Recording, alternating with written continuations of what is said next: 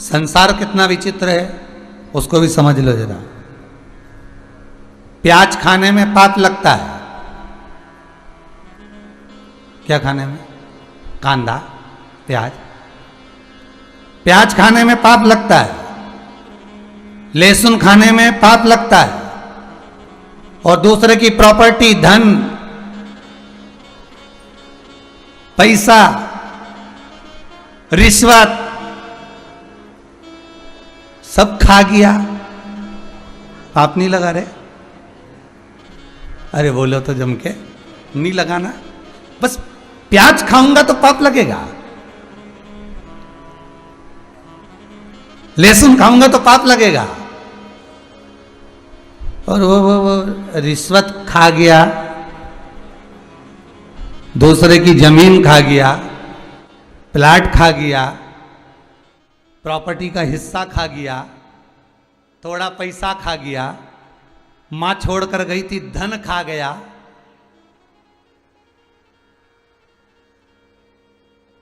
प्याज खाते समय तुमको पाप नजर आया, लहसुन खाते समय तुमको पाप नजर आया, तो इतनी सारी सामग्री खाया तब क्यों नहीं नजर आया रे?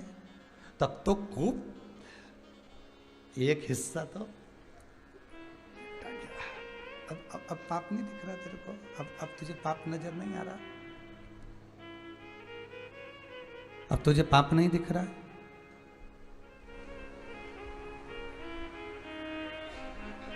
महाराज,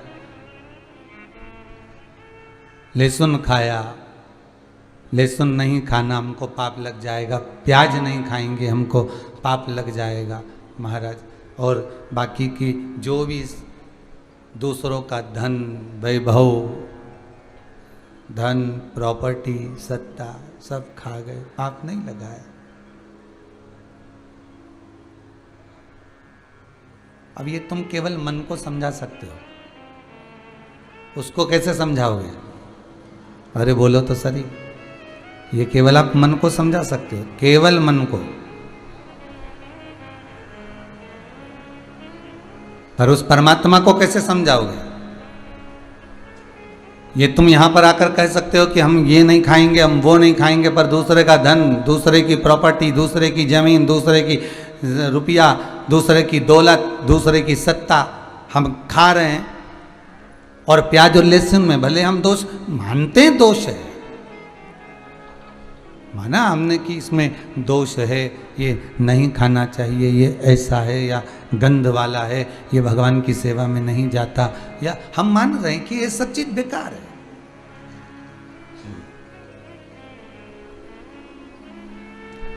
पर दूसरे का अगर कुछ खा रहे हो तो वो भी तो बेकार लगना चाहिए। फिर वो पूछेगा कि तेरा क्या होगा रे कालिया? फिर क्या उत्तर दोगे? फिर क्या बताओगे कि नीचे गया था और नीचे जाने के बाद में तूने भले कुछ चीज़ें छोड़ी, तूने नहीं खाया और तू सोचा कि इसमें पाप है, पर दूसरे की दौलत को, दूसरे की सत्ता को, दूसरे के धन को, दूसरे के वैभव को जो तू खाया, उसमें सुख का अनुभव कहाँ से हो गया महाराज? उसमें फिर सुख का अनुभव कहाँ से आ गया? उसमें पुण्य कहाँ से आ गया? उसमें पुण्य का अनुभव कहाँ से हो गया?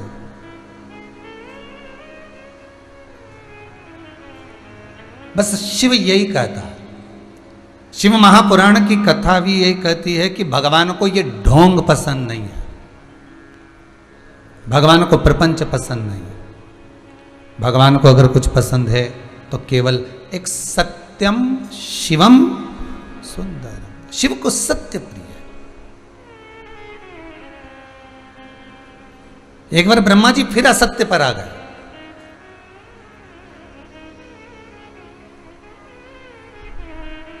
जिस समय पर 33 कोटि देवता गंगा जी के जल के रूप में प्रकट हो गए, कल की कथा में था, 33 कोटि देवता गंगा का जल बन गए। तब बाद में भगवान स्वयं शिव ने ब्रह्मा को सम्मुख में प्रकट किया, भगवान विष्णु को प्रकट किया, तो ब्रह्मदेव फिर असत्य की वाणी पर फिर आ गए। एक बार ब्रह्मा जी ने फिर वापिस वही असत्य की वाणी लेकर आ गए, जैसे उस समय पर असत्य कहा था। कि मैंने भगवान शंकर का शीश देखा है। जैसे उस समय पर असत्य बोला कि मैंने भगवान शिव का शीश देखा है। ना मानो तो गौ माता से पूछ लो, और नहीं मानना है तो फिर आप केतकी के पुष्प से पूछ लो। ये सब कथा तो अपन पहले सुन चुके हैं, पर एक कथा ये गंगा शिव महापुराण में फिर सामने आती है कि एक बार ब्रह्मा जी के मन में फिर वही असत्य का भाव जागृत हो गया। अच्छा, असत्य जो है ना वो रह रह कर आता है।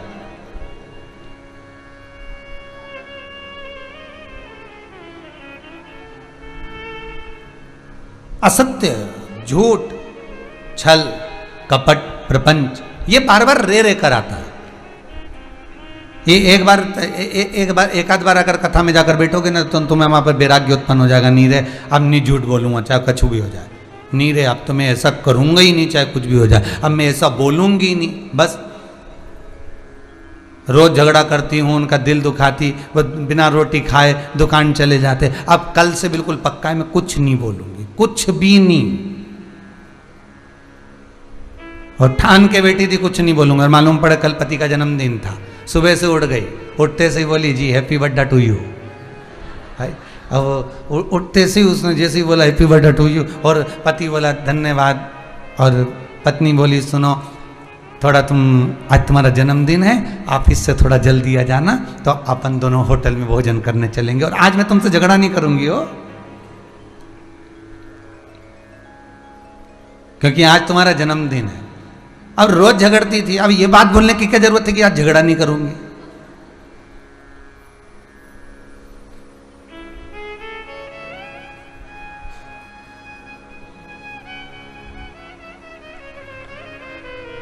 जिस दिन तुम्हारा व्रत होता है उसी दिन घर में कोई ना कोई अच्छा आइटम बनता है। ध्यान दीजिएगा, पोया भी आ सकता है, समोसा भी आ सकता है, कचौड़ी भी आ सकती है, बाजार से भी आ सकता है, जिस दिन व्रत है। अच्छा इतने दिन से कोई नहीं लाया, पर व्रत वाले दिन जरूर लाएगा। उसी तरह तुमने अगर ठान कर बैठी हो कि आज झगड़ा नहीं करूंगी, तो मतलब वो होना ही है, पक्का है, वो फिर होना ही है। और हुआ, पत्नी पति को बोल दी, पति आज वापिस जल्दी आ गए, दोनों तैयार हो रहे थे, दोनों श्रृंगार कर रहे थे, जाने की तैयारी थी। पत्नी ने फिर पति से कहा झगड़ा नहीं करूंगी, पर सुनो तो सही, आज तुम्हारा जन्मदिन है ना, मैं तुमको कोई गिफ्ट देना चाहती हूँ, बताओ जरा क्या लोगे। पति बोला नहीं मुझे नहीं चाहिए। सुनो तुम जो मांगोगे ना, आज दिल से कह रही हूं मैं तुम्हें दे दूंगी, पक्का है। पति बोला तलाक।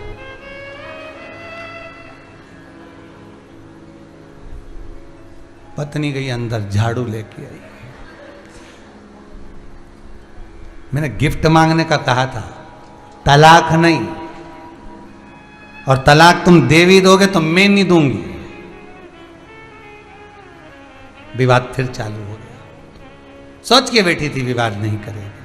असत्य ऐसा ही है, छल ऐसा ही है, कपट ऐसा ही है। मुख से निकली हुई असत्य वाणी ऐसी ही है। हम सोचते हैं कि हम नहीं बोलेंगे, हम सोचते हैं हम झूठ नहीं बोलेंगे, हम सोचते हैं हम असत्य नहीं बोलेंगे, हम सोचते हैं कि हम इसको कपट नहीं करेंगे, हम छल नहीं करेंगे, हम ये नहीं करेंगे, पर हमारे मुख से, हमारी वाणी से, हमारी चित्त से, हमारी वृत्ति से वो फिर हो जाता है।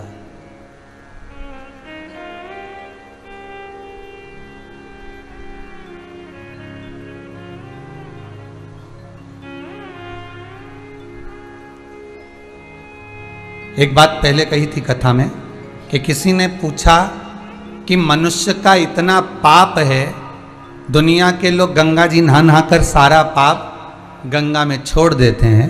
गंगा मैया से पूछा तुम पाप का क्या करती हो? पहले कथा में कहा है, गंगा कहती है मैं सारे पाप को इकट्ठा कर कर ले जाके समुद्र को दे देती हूँ, गंगा सागर में। समुद्र से पूछा तुम इतने सारे पाप का क्या करते हो? समुद्र बोला सारा पाप मेरे पास में रहता है, जब गर्मी पड़ती है तो मैं इसको ले जाकर बादल को दे देता हूँ। बादल से पूछा तुम इतने सारे पाप का क्या करते हो? बादल बोला बारिश आती है सारा पाप नीचे झड़ा रहता हूँ।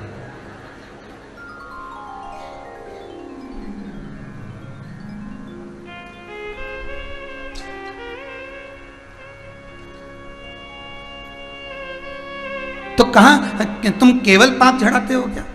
बारिश से पूछा गया क्या तुम केवल पाप झड़ाते हो? बारिश कहती नहीं नहीं नहीं, मैं केवल पाप नहीं झड़ाती, मैं पुण्य भी झड़ाती हूं, पर पुण्य उसके लिए झड़ाती हूं जो पुण्यमय हो, और मैं पाप उसके लिए झड़ाती हूं जो पापी पहले से रहा हुआ है और पाप में लिप्त है, जो मैं उसके लिए झड़ाती हूं।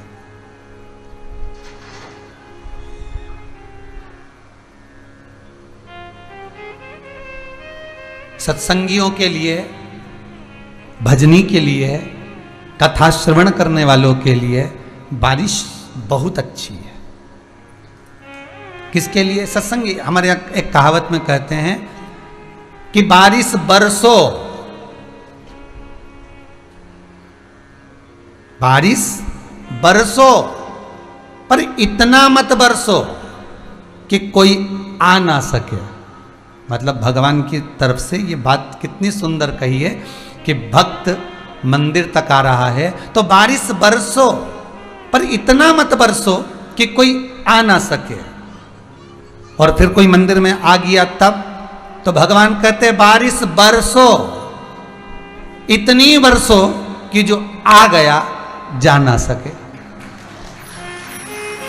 एक बार जो शिव के पास में आ गया, जो शंकर के पास आ गया, जो भगवान के पास आ गया, जो गुरुजन के पास में आ गया, फिर बारिश अगर बरसना भी है ना तुझको तो ऐसी बरस कि थोड़ी देर और शिव की आराधना में लग जाए, थोड़ी देर और भगवान की आराधना में लग जाए, थोड़ी देर और सत्संग में लग जाए, थोड़ी देर और भगवत स्मरण में लग जाए, थोड़ी देर और कीर्तन में लग जाए, थोड़ी देर और हम नाम जाप में लग जाए।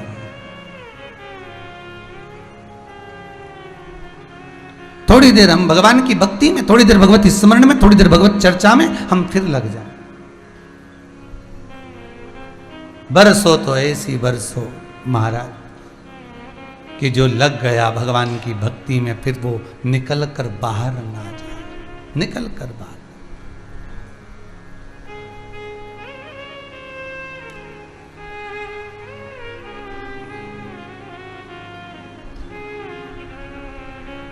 महाराज हजारों पापी तार दिए, जय जय गंगा मैया।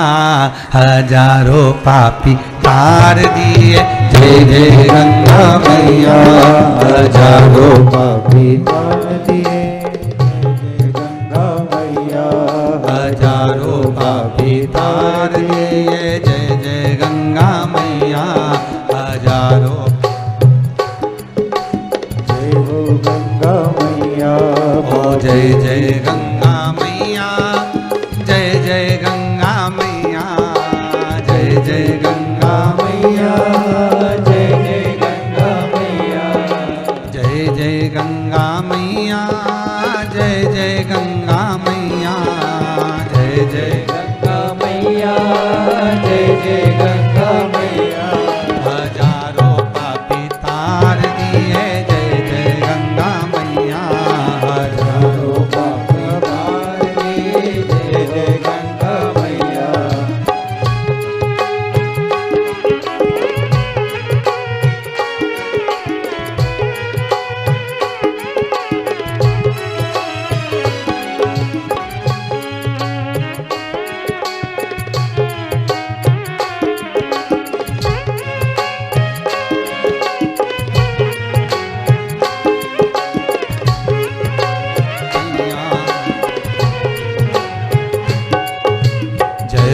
गंगा मैया, पापी भी तूने तार दिए। जय हो गंगा मैया,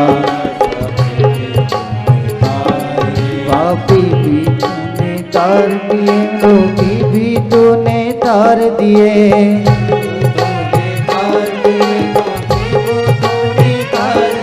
पापी भी तूने तार दिए, मारोगी तूने तार दिए। तार दिए, रोगी भी तूने तार दिए। जय हो गंगा मैया, पापी भी तूने तार दिए। जय हो गंगा मैया, पापी भी तूने तार दिए। जय हो गंगा मैया, पापी भी तूने तार दिए।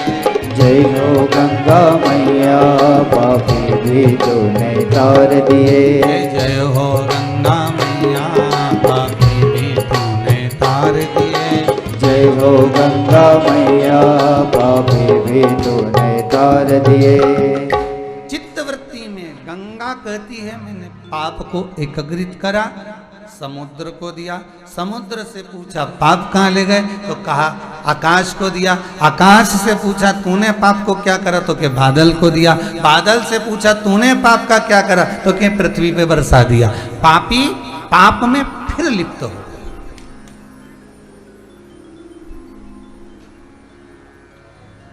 पुण्य भी बरसता है और पाप भी बरसता है। पुण्यशाली के लिए पुण्य बरसता है और पापी के लिए पाप बरसता है।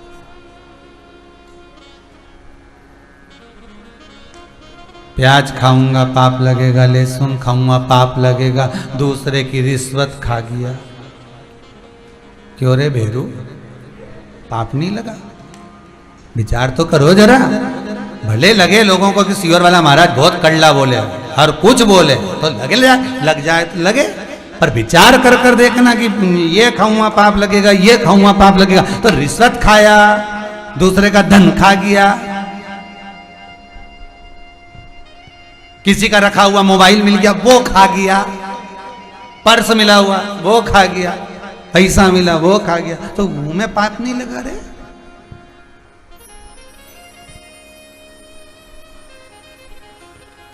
इतना भी ढोंग कहीं करो।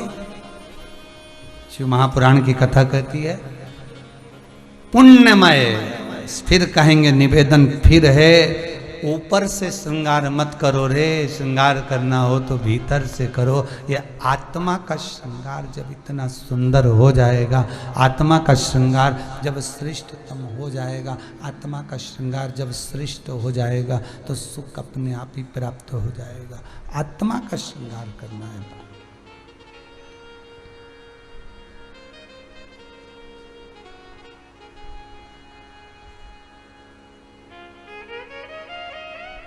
क्यों जाते हैं कथा में? क्यों जाते हैं? क्यों बैठते हो आस्था चैनल के सामने शिव महापुराण की कथा सुनने के लिए? क्यों बैठते हो हाथ में मोबाइल लेकर फेसबुक यूट्यूब पर कथा श्रवण करने के लिए? क्यों बैठते हो? कोई तुमसे पूछ सकता है कि कारण क्या है, क्यों बैठ रहे हो, किस लिए बैठ रहे हो, किस लिए बैठा जा रहा है, कोई पूछ सकता है। तो आप कह तो सकते हो कि ऊपर का श्रृंगार करना तो हमको आता है। ये जो ऊपर का जो श्रृंगार होता है ना, ये तो हमको आता है। इस श्रृंगार के बल पर हमारा पति भी हमसे रीझ जाता है। ऊपर का श्रृंगार तो हमें आता है, पर आत्मा का श्रृंगार करना नहीं आता। इसीलिए मोबाइल पर फेसबुक यूट्यूब पर शिव महापुराण की कथा सुनते हैं, आस्था चैनल के सामने बैठकर शिव महापुराण की कथा सुनते हैं, तीर्थों में जाकर, भजन में, कुबेरेश्वर धाम जाकर या अन्य जगह पर जब लॉकडाउन ना हो तब बैठकर कथा भी श्रवण करते हैं। तब कथा चित्त को हम श्रवण कर रहे हैं, तब कथा को हम सुन रहे हैं, हम श्रवण कर रहे हैं। अर्थात बाहर का श्रृंगार हम कर सकते हैं, और आत्मा का जो श्रृंगार है, आत्मा का जो श्रृंगार, ये आत्मा का जो श्रृंगार है, ये आत्मा का श्रृंगार केवल अगर कहीं हो सकता है तो शिव महापुराण की साक्षी में जहां भी बैठकर आप कथा सुन रहे हैं, ये आत्मा का श्रृंगार कर रहा है महाराज, आत्मा का श्रृंगार करा जा रहा है। यह आत्म श्रृंगार है।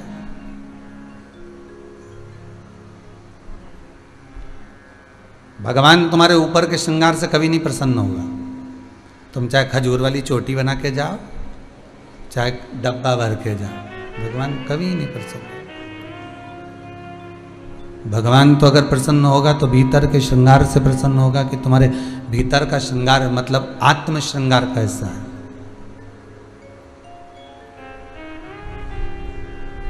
भीतर का श्रृंगार कैसा है, भगवान अगर प्रसन्न होगा तो वहां से प्रसन्न होगा। ब्रह्मा जी एक बार फिर असत्य में डूब गए, ब्रह्मदेव फिर असत्य की ओर आ गए और आज क्या करा, गंगा 33 कोटि जितने भी देव थे जो गंगा जल बन गए थे, वो सारे देवताओं में भगवान शंकर ने ब्रह्मा और भगवान विष्णु को फिर वापिस प्रागट्यता का भाव दिया और गंगा जी के मन में फिर भाव प्रकट हो गया। गंगा के मन में अर्थात ब्रह्मा जी के मन में फिर भाव प्रकट हो गया।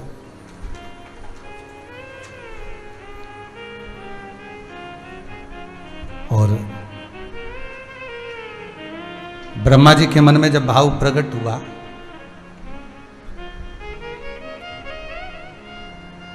तो ब्रह्मदेव ने भगवान शिव से एक संवाद कहा, हे कैलाशपति, हे शंभु, हे शंकर, ये बताइए, भगवान विष्णु तो ऑर्डर दे दिए, मैंने सृष्टि का निर्माण कर दिया, आप संहार के देवता हो। अगर सृष्टि का संहार करना है किसी को, सृष्टि का संहार अगर समय पर करवाना है तो वो आप करोगे, कोई दूसरा नहीं करेगा। संहार करने वाले आप हो। तो ब्रह्मा जी बोले, क्या आप अगर श्रृंगार के देवता बने हो, संहार आप कर रहे हो,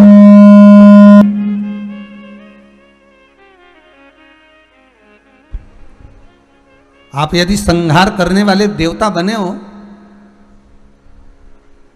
आप यदि संहार करने वाले देव हो, तो ये विचार करिएगा, आप संहार के अगर देव बने हो तो क्या आप ब्रह्मा को और विष्णु को भी भस्म कर सकते हो क्या? अब देखो, ब्रह्मदेव को ये बात कहना ही नहीं थी और ब्रह्मदेव को ये जान लेना चाहिए था कि ये बात वो कह भी रहे हैं तो किसके सामने कह रहे हैं।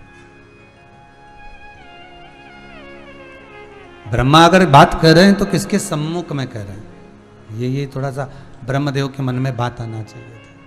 पर ब्रह्मा जी कह रहे हैं कि आप संहार के देव हो, आप संहार करना जानते हो, तो मेरा केवल इतना सा कहना है कि क्या आप ब्रह्मा और भगवान विष्णु को भी भस्म कर सकते हो क्या? तो भगवान शिव के मन में एक भाव प्रकट हो गया कि ये कह रहे हैं कि आप इनको भस्म कर सकते हो क्या?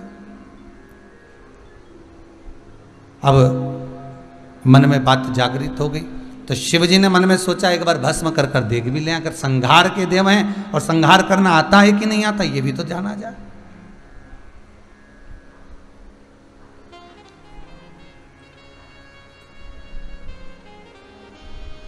संहार करना आखिर आता है कि नहीं आता ये भी तो हम जाने। तो भगवान ब्रह्मा और भगवान विष्णु खड़े हुए थे। ब्रह्मदेव ने जैसे ही भगवान शंकर से कहा कि आपको संहार करना आता है, शंकर भगवान ने उसी समय पर ब्रह्मा जी को भस्म कर दिया। अब ब्रह्मदेव तो भस्म हो गए, केवल एक राख का ढेर बनकर, वो राख थोड़ी सी, वो राख का ढेर बने हुए, वो हाथ में राख का ढेर ब्रह्म जी के स्वरूप का। भगवान विष्णु को देखा तो भगवान विष्णु को तो विश्वास था कि ये ब्रह्मा ने जो शब्द कहे लीला रचने के लिए करें।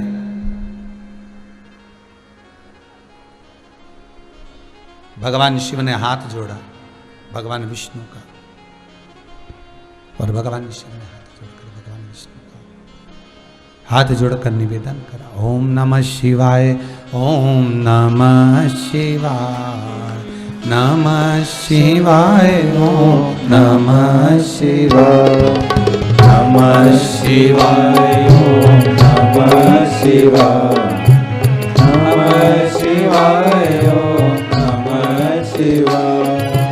नमः शिवाय, ओम नमः शिवाय, नमः शिवाय, ओम नमः शिवाय, नमः शिवाय, ओम नमः शिवाय, नमः शिवाय, ओम नमः शिवाय, नमः शिवाय, ओम नमः शिवाय, नमः शिवाय, नमः शिवाय, ओम नमः शिवाय, ओम नमः शिवाय, ओम नमः शिवाय, नमः शिवाय, नमः शिवाय। नमः शिवाय ओम नमः शिवाय। नमः शिवाय ओम नमः शिवाय। ओम नमः शिवाय। ओम नमः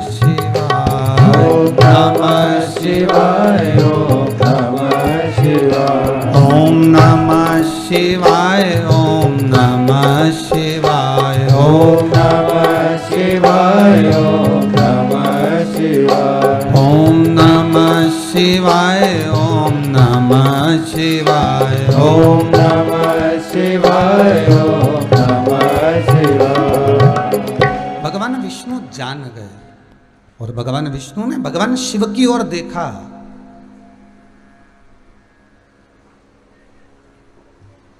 और भगवान शंकर की ओर देखकर भगवान विष्णु ने कहा, प्रभु जी आपने ये ब्रह्मा जी को राख का ढेर बना दिया है, ब्रह्मदेव को आपने ये राख का जो ढेर बनाया है ये श्रेष्ठ नहीं है। संपूर्ण विश्व जानता है कि आप विनाश के देवता हैं, आप विनाश कर सकते हैं। समय आने पर आपको जब कहा जाता है तो आप विनाश कर देते हैं। समय आने पर आप विनाश करते हैं, ये पक्का है। पर अभी आपने अगर ब्रह्मा को भस्म किया है तो ये श्रेष्ठ नहीं है। आप ब्रह्मदेव की इस भस्म को धारण कर लीजिए, ब्रह्मा की भस्म को उठा लीजिए। ब्रह्मदेव की भस्म धारण करिए, उठाइए। भगवान शंकर ने ब्रह्मा जी की भस्म को उठाया और ब्रह्मदेव को पहले उस भस्म से प्रकट किया और प्रकट करने के बाद जितनी भस्म भगवान शिव के हाथ में बची थी सारी की सारी भस्म भगवान उस भस्म को मेरा शंकर, मेरा त्रिकालदर्शी, मेरा कैलाशी, मेरा अविनाशी, मेरा शिव अपने तन पर धारण कर लेते। एक भस्म शिव सती के शरीर की धारण करते हैं। एक भस्म शिव सती के शरीर की धारण करते हैं महाराज। और दूसरी भस्म मेरे भगवान भूत अधिपति भूतनाथ, मेरे शंकर, मेरे त्रिकालदर्शी, मेरे कैलाशी, मेरे अविनाशी, मेरे शंभु, मेरे शंकर, इस ब्रह्मदेव के शरीर की भस्म को धारण करते हैं।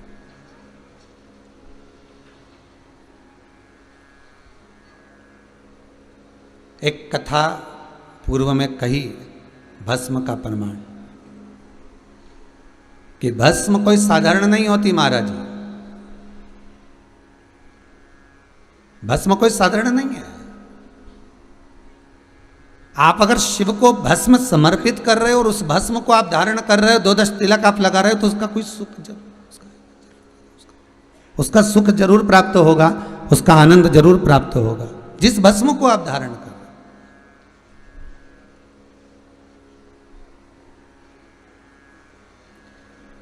कोई साधारण सी बात नहीं भस्म को महाराज। भस्म कोई साधारण नहीं, भस्म कोई सहज नहीं। शिव कथा कह रही है, शंकर का चरित्र कह रहा है, औगड़दानी भगवान शिव का पावन चरित्र कह रहा है। और शिव चरित्र में शिव महापुराण, जो गंगा शिव महापुराण की कथा है, वो वर्णन करती है केवल शिव अकेले को भस्म नहीं, भस्म तो गंगा भी धारण करती है। भस्म कौन धारण करता है? साथ में गंगा भी धारण करती है। कब करती है गंगा धारण? गंगा भस्म को धारण करती है। और गंगा भस्म को कब धारण करती है? जब कोई जीव अस्थि को जब विसर्जन करने के लिए जाता है, कोई जीव जब अस्थि का विसर्जन करने के लिए जा रहा होता है,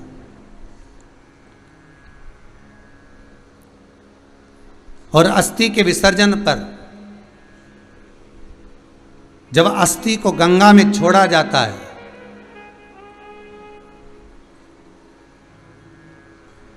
जब उस अस्थि को गंगा में जब छोड़ते हैं तो उस अस्थि में भी थोड़ी सी भस्म लगी होती है, उस अस्थि में भी थोड़ी सी राख लगी होती है, उस अस्थि में भी थोड़ा भस्म रमा होता है।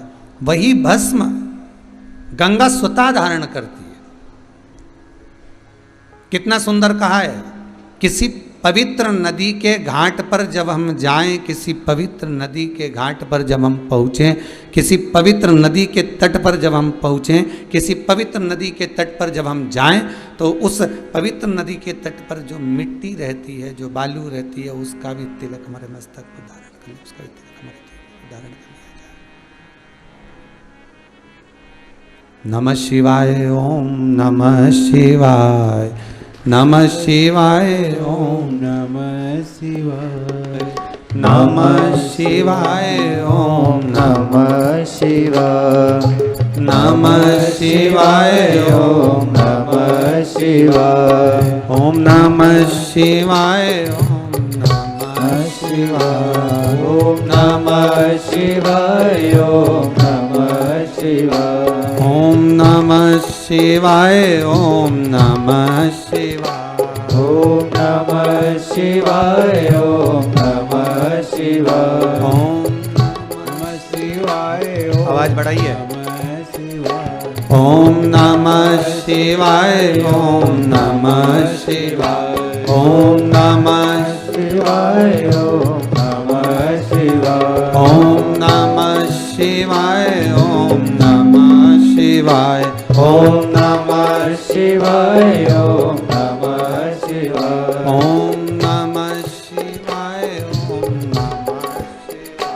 ओम नमः शिवाय, ओम नमः शिवाय, ओम नमः शिवाय, ओम नमः शिवाय, ओम नमः शिवाय, ओम नमः शिवाय। भस्म गंगा भी धारण कर रही, और वो भस्म कोई साधारण सी नहीं है जो गंगा धारण कर रही है। वो भस्म साधारण नहीं है जो गंगा धारण कर रही है महाराज। केवल मेरा भूत अधिपति, मेरा भूतेश्वर, मेरा शंकर ही नहीं, गंगा भी भस्म धारण करती है। शिव कथा कहती है कि गंगा जिस भस्म को धारण करती है, जिस भस्म को गंगा धारण कर रही होती है, वो भस्म केवल गंगा अकेली धारण नहीं कर रही है। कल आपको कथा में कहा था कि 33 कोटि देवता, और ये 33 कोटि देवता जो जल बन गए, जो गंगा का जल बन गए,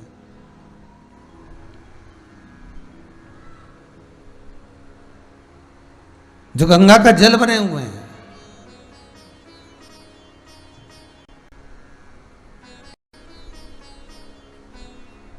तो केवल अकेली गंगा मैया भस्म को धारण नहीं कर रही है,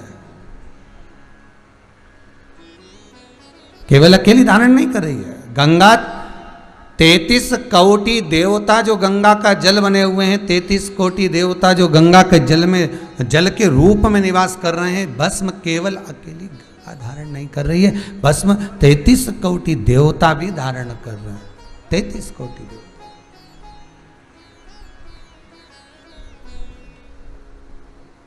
केवल एक नहीं।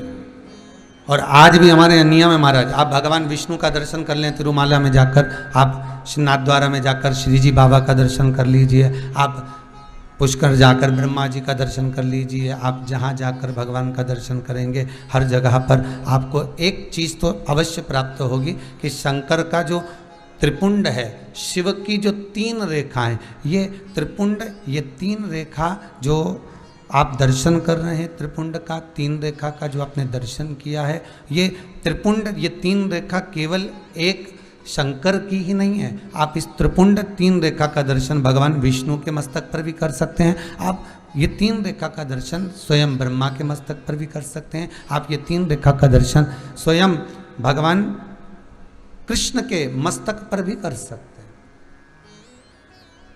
श्री जी बाबा के मस्तक पर भी कर सकते हैं इस त्रिपुंड का दर्शन। बस अंतर इतना है, शिव जो त्रिपुंड लगाए हैं वो आड़ा है, तिरुमाला में जो तिरुपति बाबा का अपन दर्शन करते हैं जो त्रिपुंड लगाए हैं वो खड़ा है, 2 सफेद बीच में लाल। मेरे श्री जी बाबा ने भी अपने मस्तक पर त्रिपुंड धारण कर रखा। मेरे श्री जी बाबा ने भी अपने मस्तक पर त्रिपुंड धारण करा है और बाद में एक कुंकू की रौली की एक तिलक को धारण कर कर रखा है। तो वो त्रिपुंड का जो दर्शन हो रहा है, सोने की 3 रेखाओं का जो दर्शन हो रहा है, वो आप करेंगे। वो सोने की जो 3 रेखाएं, उसका जो दर्शन हो रहा है, वो आप कर सकते हैं। और उन 3 रेखा के रूप में सत्यम शिवम सुंदरम, बजरंग, सत्यम शिवम सुंदरम,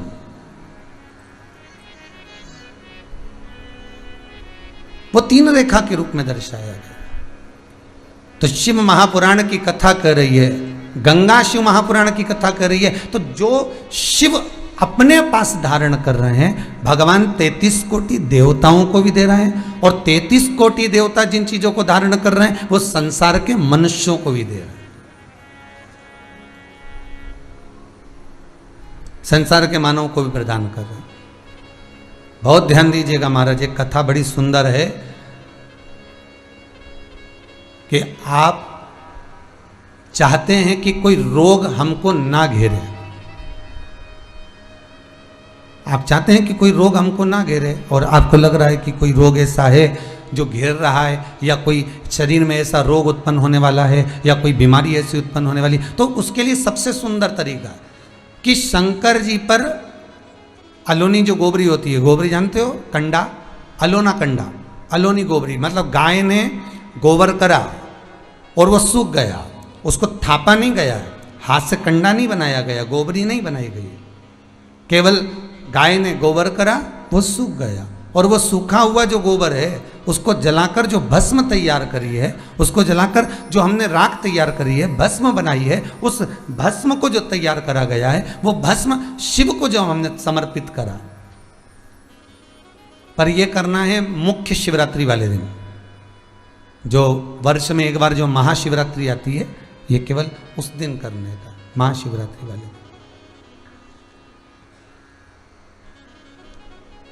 उस भस्म को सफेद वस्त्र में लिया और बाबा पर, शंकर जी का जो मंदिर आपके करीब में हो, शिव का जो धाम आपके पास में हो, माँ बाबा पर समर्पित करी।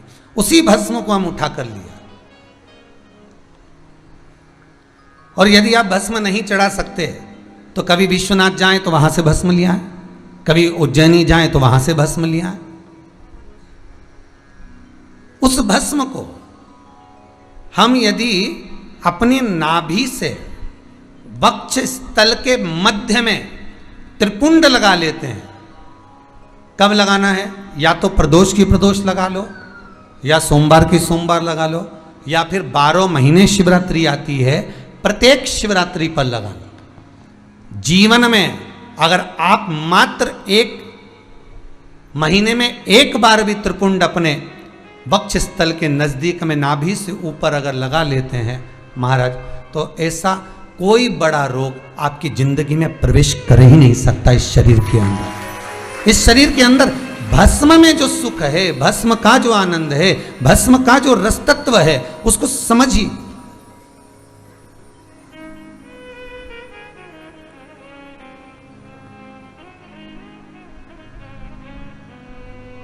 वो सहज और सरल नहीं है महाराज, वो भस्म का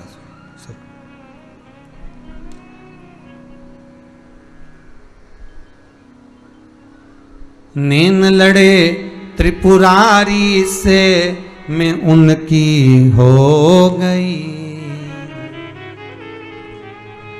मेरे मन में नहीं है धीर, सखीरी में काशी जाऊंगी।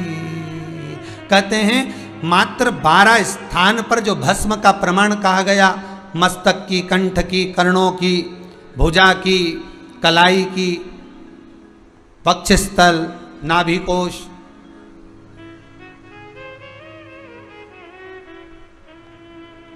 द्वादश तिलक का जो भाव व्यक्त किया गया वो साधारण नहीं है। कहते हैं कि 12 जो तिलक है, ये क्यों कहा गया हिंदू धर्म में कि द्वादश तिलक लगाना चाहिए, 12 तिलक लगाना चाहिए, द्वादश तिलक धारण करना चाहिए। ये 12 केवल तिलक नहीं है, ये 12 शिवलिंग, 12 ज्योतिर्लिंग हमारे इस शरीर पर धारण हो जाते हैं। हमारे 12 ज्योतिर्लिंग,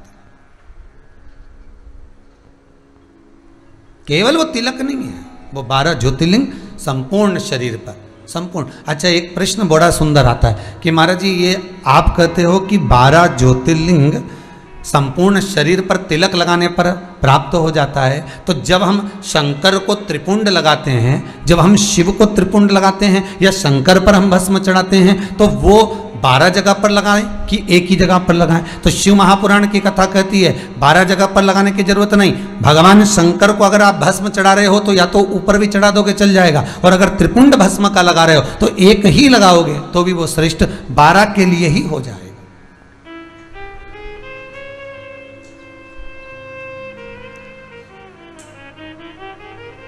शिव को जो समर्पित किया गया वो बस एक ही कार्य, बहुत। यहां तक शिव पुराण कहती है अगर केवल शंकर को रिझा लिया तो राम भी मिल गए, कृष्ण भी मिल गए, विष्णु भी मिल गए, ब्रह्मा भी मिल गए, देवी भी मिल गई, देवता भी मिल गए, केवल एक शिव को रिझाने पर। एक लोटा पानी, एक कलश जल शंकर को जब हम समर्पित करते हैं तो केवल एक शिव को समर्पित नहीं करते, 33 कोटि देवता भी उसका भाग ग्रहण करते हैं महाराज। केवल एक शिव नहीं, 33 कोटि देव भी उसको ग्रहण करते।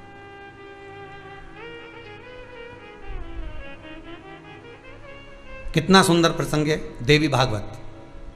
भगवान कृष्ण राधा गौलोक धाम में, राधा जी कहीं गई थी और कृष्ण बैठे थे गौलोक धाम में, सुंदर झूले पर मेरे बाबा, मेरे ठाकुर, मेरा कृष्ण झूल रहे हैं, सुंदर झूले।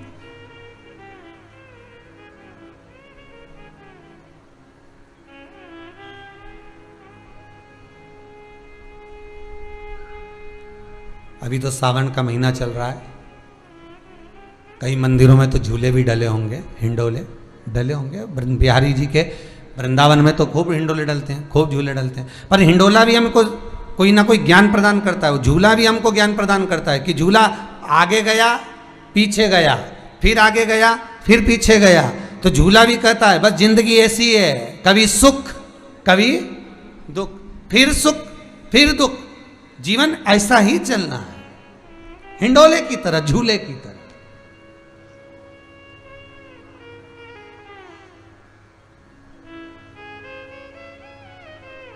झूला कहता ही है। महाराज भगवान कृष्ण झूले पर विराजमान थे महाराज, और झूले पर भगवान कृष्ण बैठे थे। उसी समय पर गंगा मैया एक स्त्री का रूप धरकर, बड़ा सुंदर माता ने रूप धारण करा, और गंगा मैया भगवान कृष्ण को एक टक लगाकर देख रही हैं। भगवान कृष्ण को देख रही हैं। राधा जी का आगमन हुआ। राधा जी जब आई तो उन्होंने ठाकुर जी को देखा, ठाकुर जी गंगा जी को देख रहे थे, गंगा ठाकुर जी को देख रही थी। अब इतने में तो राधा जी का हृदय जल गया। राधा जी को लगा, होता है भाई, जब आप पति के साथ कहीं जाएं, एक सहज भाषा में समझे, और कोई आपके पति को देख रहा हो, पति किसी को देख रहा हो, तो हृदय तो आपका भी जलेगा ना कि भाई ये क्या हो रहा है। गंगा को देखा तो गंगा भगवान कृष्ण को देख रही थी, कृष्ण गंगा जी को निहार रहे थे, पर दोनों के देखने में अंतर है। गंगा जब भगवान को निहार रही है तो इस भाव से निहार रही है कि ठाकुर मैं आपके चरणारविंद में रहने वाली, आपने गजब कर दिया, मुझे शंकर की जटा में ले जाकर छोड़ दिया, बड़ी कृपा करी। तो गंगा भगवान कृष्ण का साधुवाद कर रही है।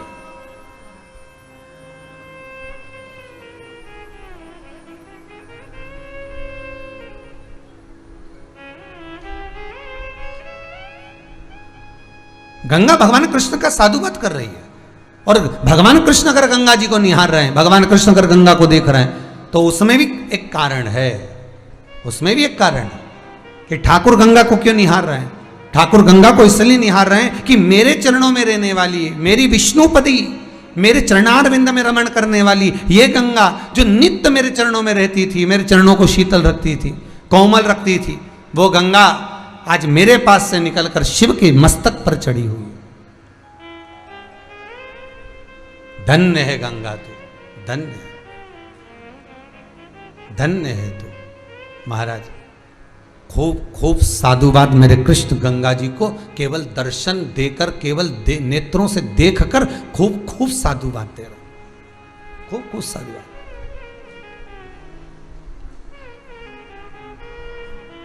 प्रसन्न गंगा, कृष्ण भी प्रसन्न। राधा जी आ गई, बीच में खड़ी हो गई, भगवान कृष्ण ने नेत्रों को झपकाया, गंगा भी तुरंत भगवान के पास देखते हुए दूसरी ओर देखना प्रारंभ करा। राधा ने कहा, गंगा तुम मुझे जानती नहीं हो? गंगा जी कहती है, महारानी जी आपको कौन नहीं जान सकता। जिस कृष्ण का मैं दीदार कर रही हूं, जिस कृष्ण का मैं दर्शन कर रही हूं, गंगा कहती है, देवी भागवत में लिखा, जिस कृष्ण का मैं दर्शन कर रही हूं, गंगा जी कहती है, हे राधा रानी आप उन कृष्ण के हृदय में सदा निवास करती है। तो केवल मैं कृष्ण अकेले का दर्शन नहीं कर रही हूं, मैं राधा और कृष्ण का दर्शन कर रही हूं। कितना सुंदर बात कही महाराज।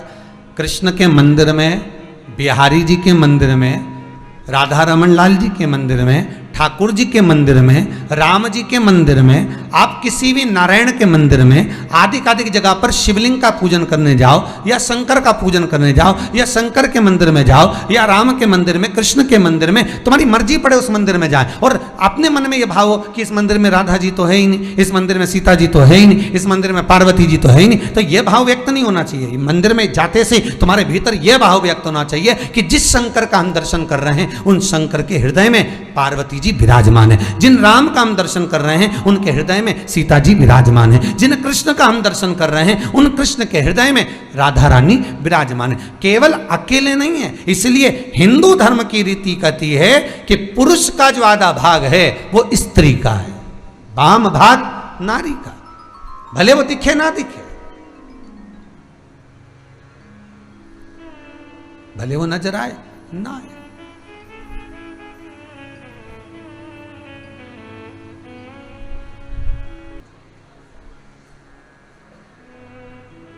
देखने में और दर्शन में, दोनों में ही अंतर है। दोनों में अंतर है, देखने में भी अंतर है और दर्शन में भी अंतर। देखने के लिए कहाँ जाते हो? कहा, आप में से कितने लोग हैं कभी ताजमहल का दर्शन करने गए हो? दर्शन करने कभी ताजमहल का गए हो क्या? नहीं। अगर कोई बोलेगा कि कहाँ गए हो, ताजमहल देखने जा रहे हैं, दर्शन के लिए जा रहे हो क्या? नहीं। कहोगे कि ताजमहल देखने के लिए जा रहे हो।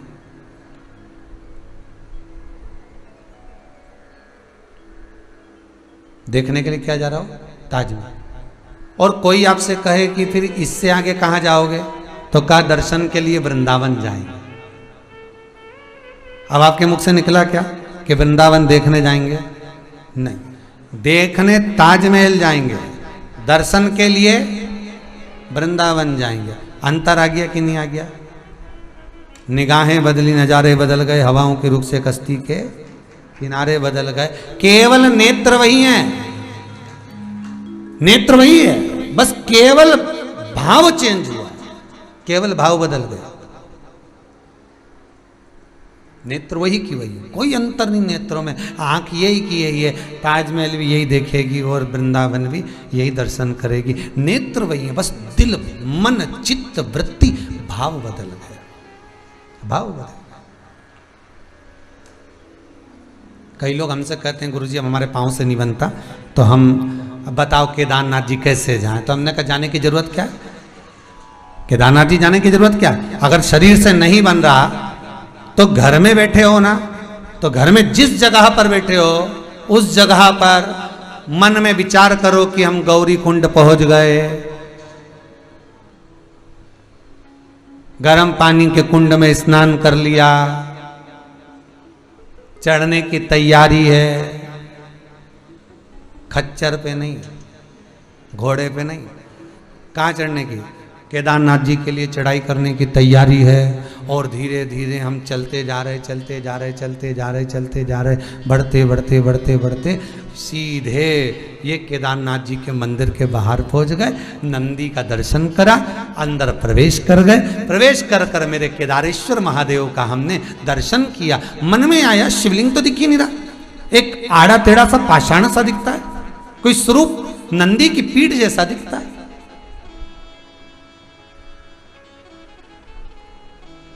भले ना गए, पर इस चित्त वृत्ति को तुमने केदारनाथ तक पहुंचा दिया, इस चित्त वृत्ति को तुमने अपने मन को केदारेश्वर तक पहुंचा दिया।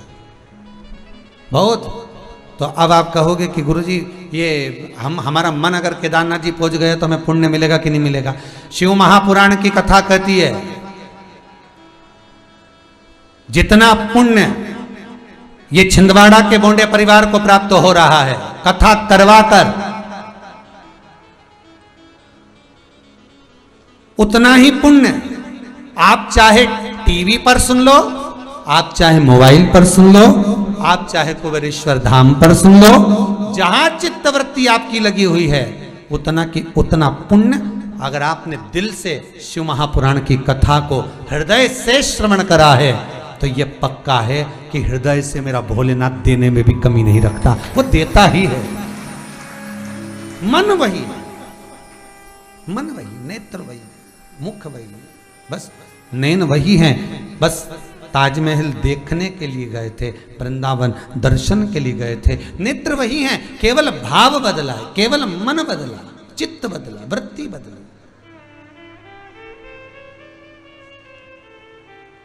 बैठे भले तुम कहीं पर भी हो, किधर भी विराजमान हो, कहीं पर भी बैठे हो, पर जिस भाव से शिव की कथा को सुन रहे हो, जिस भाव से शंकर का अनुमोदन कर रहे हो, जिस भाव से शंकर का गुणगान कर रहे हो, वो भाव भगवान देखता है। भगवान को ये तुम्हारे ये बाकी की चीज़ों से कोई मतलब नहीं, उसको तो दिल से, उसको हृदय से, उसको चित्त से, उसको मन से मतलब।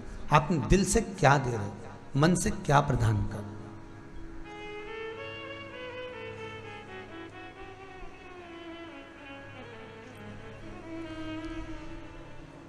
किसी ने बहुत सुंदर लिखा है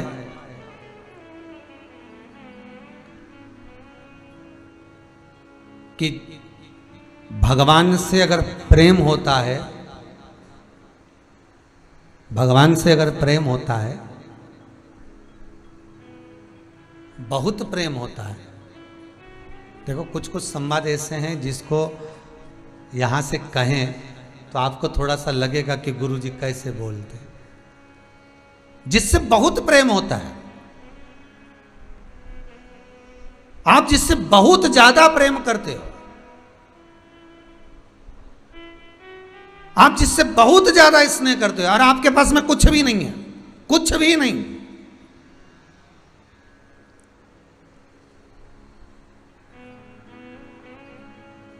और आप बहुत ज्यादा प्रेम करते हो, तो जिससे प्रेम किया आपके पास में कुछ भी नहीं, पर जिससे प्रेम किया उसके मन में आएगा कि नहीं आएगा कि बताओ ये मुझसे बहुत प्रेम करे है और इसके पास में मोबाइल नहीं है, तो एक बार में अच्छा जोरदार मोबाइल दिला दूं। बोलो सही है कि गलत है? थोड़ा कथा पर चल रहे हैं, पर थोड़ा सा हटकर चल रहे हैं, आपके हृदय तक पहुंच जाए उसको लेकर चल रहे हैं। जिससे आप बहुत प्रेम करते हो, बहुत प्रेम करते हो, अधिक से अधिक प्रेम करते हो, और आपके पास में कुछ भी नहीं है, पर जिससे आप प्रेम कर रहे हो वो सोचेगा इसके पास में मोबाइल नहीं है, मोबाइल दिला दो, ये रोज कॉलेज जाए या ये वहां जाए तो इसको गाड़ी दिला दो, या इसके पास में ये कपड़ा नहीं, कपड़ा दिला दो, इसके पास में अंगूठी नहीं, अंगूठी दिला दो। आपके पास कुछ भी नहीं है, पर जिससे आपने प्रेम करा उसने आपको सब कुछ दिया। बस वही कथा यहाँ कहती है, आपके पास में कुछ भी नहीं है, आप लोटा भर के पानी भी नहीं ले जा सकते, आप बेलपत्र भी नहीं चढ़ा सकते, आप धतूरा भी नहीं चढ़ा सकते, आप शंकर को रिझा भी नहीं सकते। बस इतना करना कि शिव से दिल से प्रेम कर लेना, वो भी इतना चाहेगा ना जाने कितना देते जाएगा, पता ही नहीं पड़ पाएगा। दिल उससे लगा, नहीं हो आपके पास में कुछ भी, मत होने दो।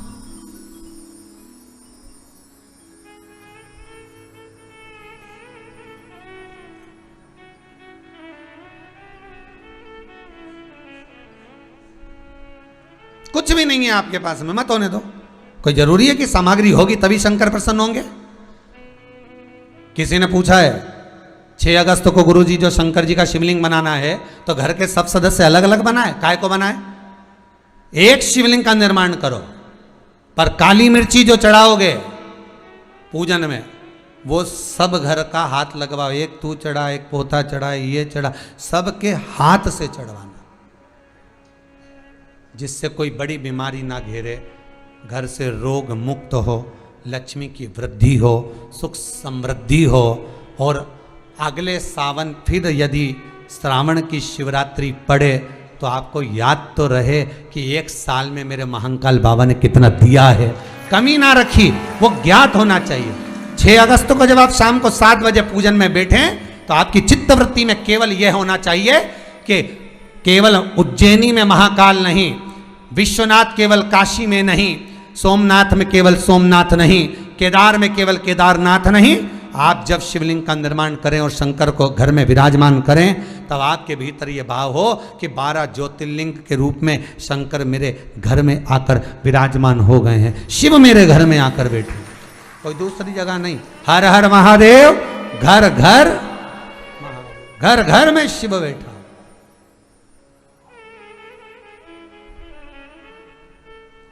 प्रेम करो उससे,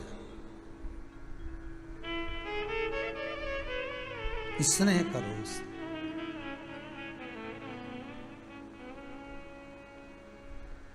पार्वती जी के पास में कुछ भी नहीं था। पिताजी ने जो दहेज दिया था, पिताजी ने जो कन्यादान में ढेर सारा धन दौलत संपदा बहुत सारी सामग्री जो पिताजी ने दी थी, वो पार्वती जी जब देखी, पिताजी से कहा, पिताजी हिमालय राज से कहा, इतना सामान, इतना।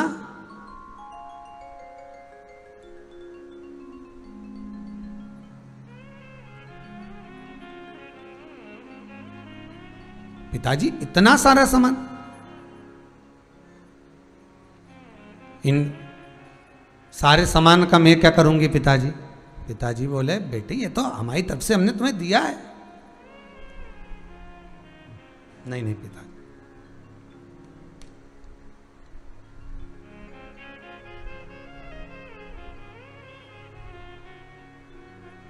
क्या करूंगी मैं इसका, क्या करूं मैं इसका, बताइए।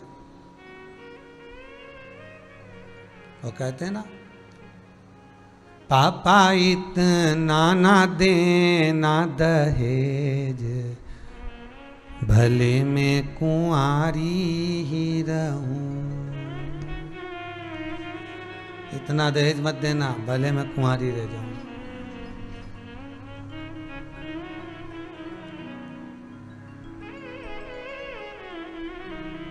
माथा गौरा जी के बिंदी सोहे, माथा गौरा जी के बिंदी सोहे, टीका ना लाना उधार, भले में कुंवारी रहूं। पापा इतना ना देना दहेज, भले में कुंवारी नहीं चाहिए था। गौरा जी करें इतना दहेज का मैं क्या करूंगी, आपके पास रखिए। तो हिमालय राज कहते हैं कि बेटा पार्वती, जब तू कैलाश पर रहेगी, तेरे पास में कुछ भी नहीं रहेगा, उस समय पर ये कम से कम जो मैंने बर्तन दिए हैं, जो सामग्री मैंने तुझे दी है, ये काम तो आ जाएगी। तो पार्वती जी का संबोधन सुनिएगा कितना सुंदर है। शायद आपकी भी जिंदगी श्रावण के महीने में इस संबोधन को सुनकर बदल जाए। पार्वती जी कह रही हैं, पिताजी कह रहे हैं, थोड़ा सामान हम तुमको दे देते हैं, जिससे तुम्हारी घर गृहस्थी अच्छी संभल जाएगी, बन जाएगी। केवल पिता एक ये नहीं सोचता कि हिमालय राज ने ये सोचा होगा, घर का प्रत्येक पिता, घर की प्रत्येक माँ यही सोच सोच के बूढ़ी हो जाती है कि बच्चों के लिए ये कर देना चाहिए, बच्चों के लिए ये रख देना चाहिए, बच्चों के लिए थोड़ा सा कपड़ा और रख दूं, बच्चों के लिए ये कर दूं, बच्चों के लिए वो कर दूं। बार बार घर के माता पिता उसको जोड़ने का प्रयास करते हैं, जोड़ने का प्रयास कर, छोड़ दिया, खूब छोड़ा, जोड़ा छोड़ा, जोड़ा छोड़ा।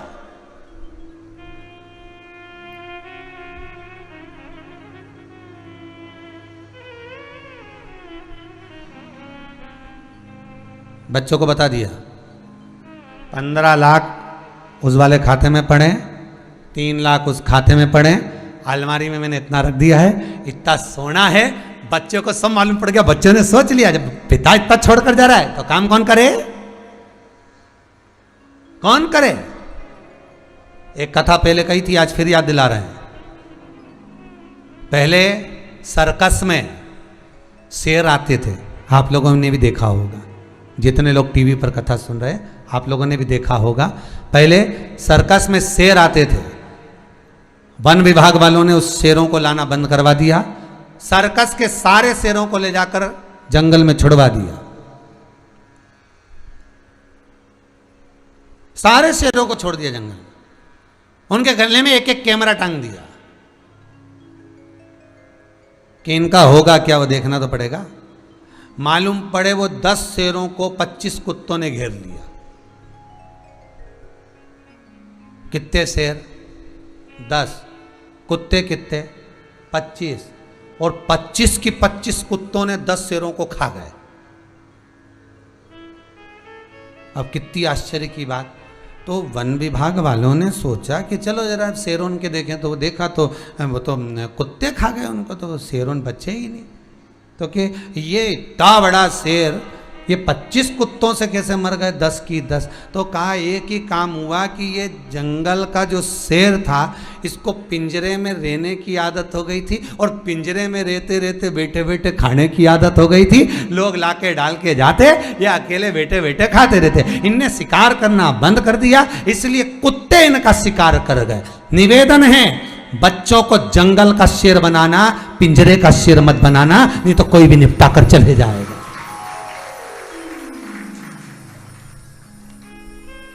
अपने बहू और बच्चों को, और बहू और बच्चों से भी निवेदन है, माता पिता की जायदाद पर कभी दृष्टि मत डालना, नहीं तो समझ लेना कि पिंजरे के शेर हो तुम, पिंजरे के शेर हो।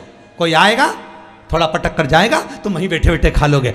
माँ बाप की जायदाद पर, माता पिता की प्रॉपर्टी पर, माता पिता के गोल्ड पर, माता पिता के धन पर कभी बहू और बेटे का दृष्टि नहीं होना चाहिए। और उनको सोचना चाहिए कि हमको बनना है तो जंगल का शेर बनेंगे, थोड़ा सामना करेंगे, दुख झेलेंगे, तकलीफ झेलेंगे, कष्ट झेलेंगे और आगे बढ़ेंगे। जंगल के शेर बनेंगे तो हमारा कोई शिकार नहीं कर सकता। और अगर हम बैठे ही बैठे खाते रहे तो कोई भी आएगा, एक आइडिया दे के जाएगा, इतना सारा पैसा है तो एक काम करनी ने ब्याज पे दे दे, कितना % मिलेगा, तो के 3% मैं तेरे को दिला दूंगा। अच्छा तो के ले जा। अब रखा हुआ 15 लाख इधर का निकाला, 3 लाख इधर का निकाला, जब 3% मिले तो क्यों नहीं दे, और सारा उठा के वो दे दिया। और दे तो दिया, अब वो फोन लगा है, कौन? सर्कस का शेर। अब जो लेके गया वो जंगल का शेर था। अब ये सर्कस का शेर जंगल के शेर को बोलने लगा, भैया हमारे यहाँ शादी आई छोरी की, न हमारा पैसा कम, भले अभी तुम ब्याज नहीं दो तो नकदी हमारा पूरा जो ओरिजिनल है वो तो दो। तो सामने वाला फिर धाड़ के बोला, कहीं खा के भग रहा है, दे देंगे, जिसका लिया हमने कभी नहीं दिया। अब वो तो बोला, और धाड़ के बोला। अब जो धाड़ के बोला तो ये बापड़ा वैसे ही डरी गया। अब अगर तेज बोल दे तो फिर कल से नहीं दे तो इसने बेचारा ने फोन ही रख दिया। अच्छा कोई बात नहीं, जब आ जाए तो दे दोगे ना। हाँ, फिर 1-2 महीने बाद फिर आवाज़ लगाई, भैया पैसा। अब क्या इके नहीं लगाई, इके जगदम्बा के लगा दिया। अब वो शेर की शेर नहीं, अभी उससे कहा तुम्हारा पति पैसा ले गया था साहब, छोरी की शादी है।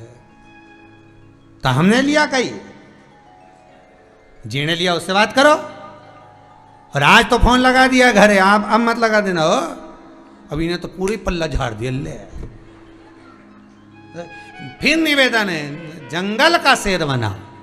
पार्वती हिमालय राज्य कह रहे हैं, ये सारा देहजा जितने बर्तन, ये आभूषण, ये रत्न, ये माणिक, ये मोती, ये सब तेरे हैं बेटी, ये काम आएंगे तेरे पास में, तो इसको संभाल कर रख ले। पार्वती जी कहती है, पिताजी सुनिए, बहुत सुंदर बात माता पार्वती ने कहा अपने पिता से, पिता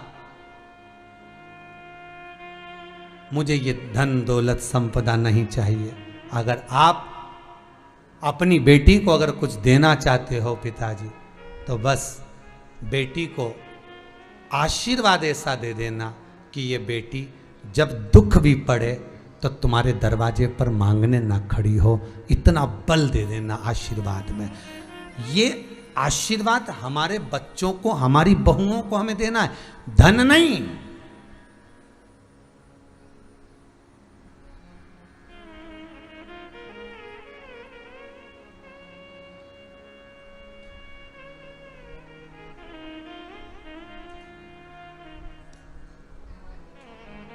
धन नहीं देना है, हमें अच्छा संस्कार देकर उसको कहना है कि ये तुम्हारी जीवन की सार्थकता है, जरा संभलो। जीवन में दुख भी आएगा, सुख भी आएगा, बस संभलने का मौका तुम्हारे पास में, संभलो।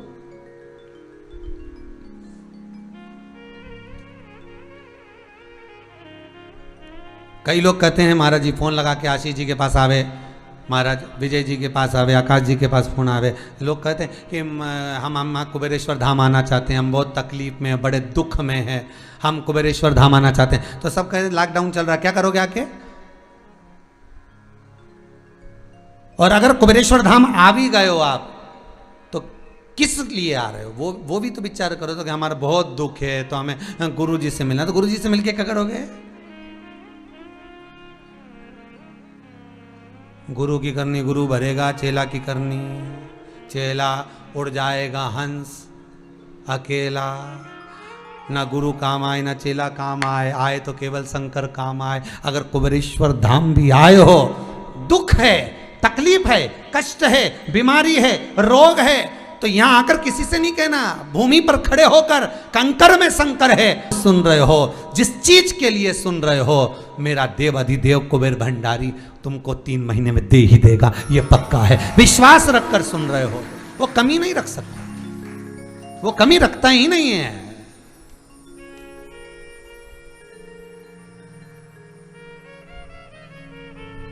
बस तुम आ गए हो ना दिल से, तुमने दिल से अगर सुन लिया ना, बस बहुत है, उसके सामने कमी नहीं। पार्वती जी मैया भगवान पिता हिमालय राज से करें, तुम्हारा दहेज नहीं चाहिए, बर्तन नहीं चाहिए, ये सामान नहीं चाहिए, तो पार्वती जी से हिमालय राज तो बाद में चले गए। मैनावती ने आकर कहा, मैनावती जी बोलती हैं, लाडो ए गौरा ए पार्वती सुन तो बेटा, ये थोड़ा सामान ले जा, रसोई घर में काम आएगा, थोड़ा कहीं काम आ जाएगा। माँ बाप अपनी बेटी को विदा करते समय देना चाहते हैं, बहुत कुछ देते हैं, कोई कमी नहीं रखते देने में। मेरा माता पिता से निवेदन है कि जनक जैसी बुद्धि लेकर आना। जनक जी महाराज ने अपनी बेटी के कन्यादान में अगर कुछ दिया था तो संस्कार दिए थे।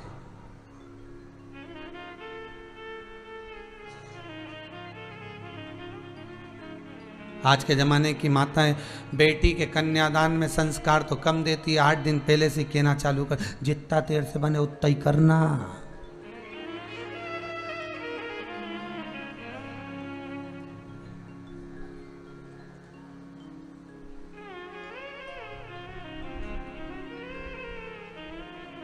तुझे जो अच्छा लगा करे बना लिया कर, कमरे में ले जाके चढ़ जाया। ये बुद्धि है, ये विवेक,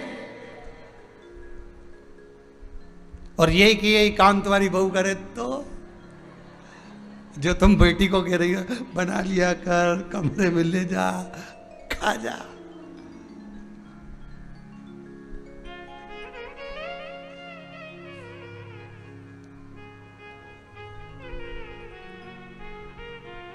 ऑफिस से बेटी आई, आते से ही बोली, मम्मी हाँ क्या कर रही हो? बस काम। चाय बना दोगी क्या? हो। माँ उठी, चाय बना के लाई, बेटी को दे दी, बेटी ने पी ली। माँ का प्रेम देखिएगा। अकेली चाय केवल बेटी के लिए नहीं बनाई है, थोड़ी खुद की भी बनाई है। घर में और 2 लोग हैं तो उनके लिए भी बनवाई है। माँ सीख दे रही है बेटी को कि कभी अकेले के लिए नहीं, अकेले के लिए नहीं। कितना सुंदर बात है, जब सीता मैया ब्याह कर आई थी तो मुंह दिखाई में कुछ ना कुछ देना पड़ता है। आपके यहाँ होता कि नहीं होता पता नहीं, पर हमारे यहाँ मुंह दिखाई में कुछ ना कुछ देते हैं। सीता मैया जब ब्याह कर आई तो मुंह दिखाई में देना था। कौशल्या मैया ने पायल दे दी, सुमित्रा जी ने गले का हार दे दिया, कैकेयी मैया ने शीश महल दे दिया। दशरथ जी की बारी आई कि बहू की मुंह दिखाई में आप भी कुछ दे दीजिए। दशरथ जी ने एक फल पड़ा था उठाकर दे दिया। सीता जी की गोद में फल देकर कहा, बेटा इस फल से मेरी अयोध्या, मेरे परिवार की मर्यादा को तुम्हें दिखाना है।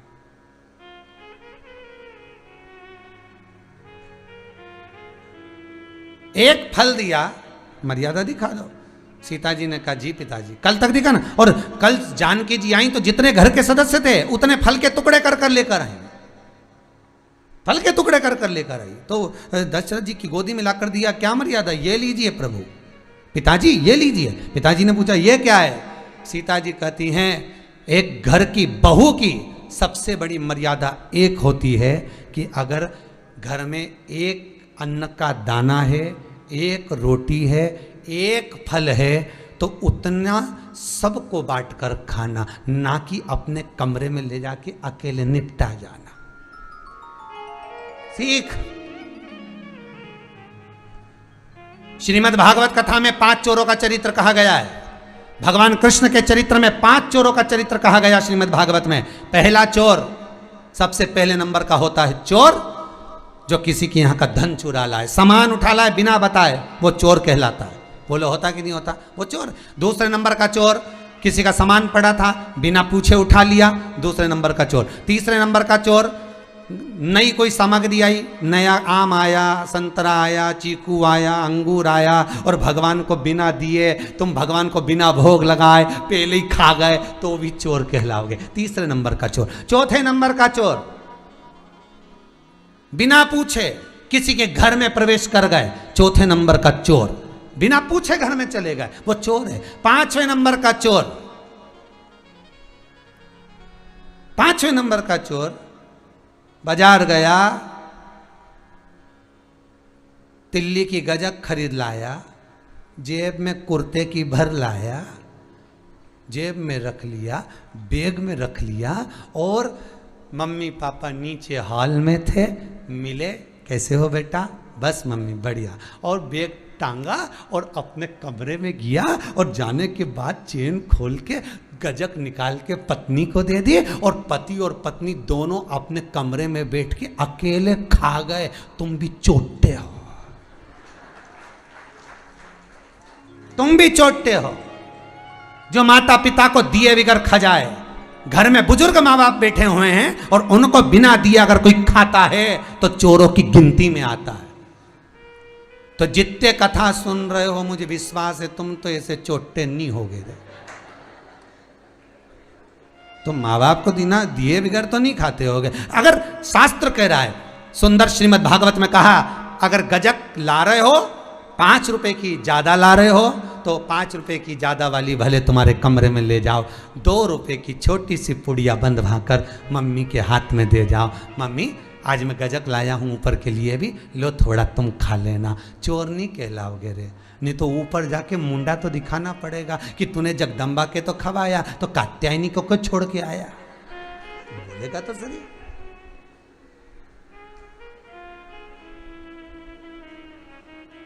जो माता पिता को दिए बिगर खा जाए वो चोर है, वो भी चोटे की गिनती में आता है। और गलती हो भी गई हो ना तो संभाल लेना, अपने शिव पुराण की कथा चल रही है, अब आगे से गलती नहीं होगी। अगर अंगूर लाऊंगा तो सबके लिए लाऊंगा, भले थैली में से निकाल के 2-2 दे दूंगा, पर अंगूर सबके दूंगा।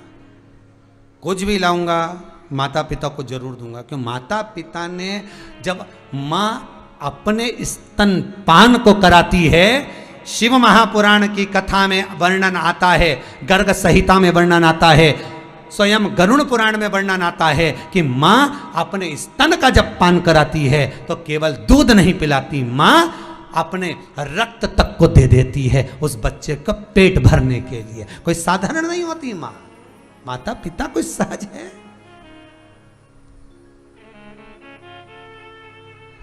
और जरा सी एक कचौड़ी के चक्कर में तुम बेईमानी कर जाओ, उन्हें ऊपर ले जाओ, उन्हें अकेले खा लो, उन्हें साइड का कमरा में चुपचाप खाया।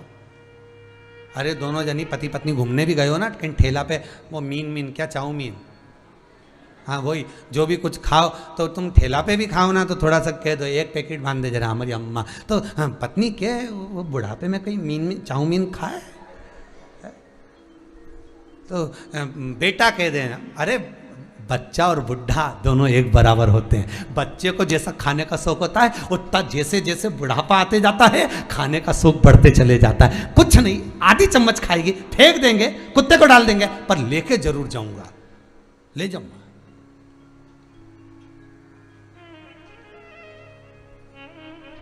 लेके चोरों की गिनती में मत आना साहब, चोर मत बनना। देखकर तो माँ पार्वती मैया हिमालय राज से कह रही थी तो हिमालय राज ने मना कर दिया। अब यहाँ हिमालय राज गए तो मैनावती आ गई। मैनावती ने कहा बेटा थोड़ा सा तो सामान ले जा। पार्वती जी कहती है अगर ये दहेज का सामान लेकर जाती हूं तो इसमें मेरे पति का अपमान होगा। सुनिए कितना सुंदर संवाद है। अगर मैं दहेज का सामान लेकर जाती हूं तो इसमें मेरे पति का अपमान है, मेरे पति का अपमान होगा अगर दहेज का सामान लेकर जाऊंगी तो। और एक आज की नारी मायके से सामान लाती है तो अपने आप को गौरव महसूस करती है, मैं प्लास्टिक के 6 डब्बे लाई हूं, मैं ये भी सामान लाई, मैं वो भी सामान। पर यहां पार्वती जी कर रही है मेरे पति को नीचा देखना पड़ेगा। अगर मैं दहेज का सामान लेकर गई, अगर मैं पिताजी आपके द्वारा दिया हुआ ये पुरस्कार लेकर गई तो मेरा पति नीचे देखेगा। क्या मेरे घर में नहीं था?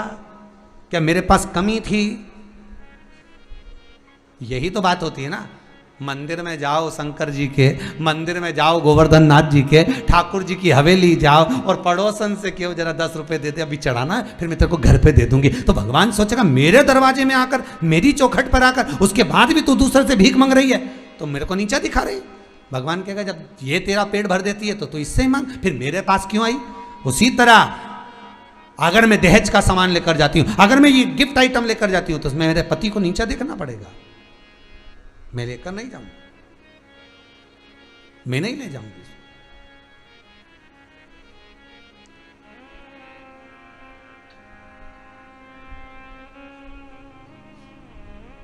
दे दिया, आप रखो मां।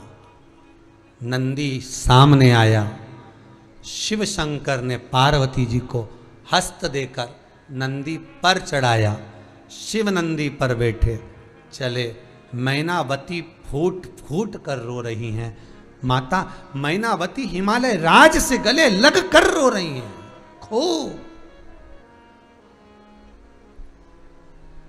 खूब रो रही हैं।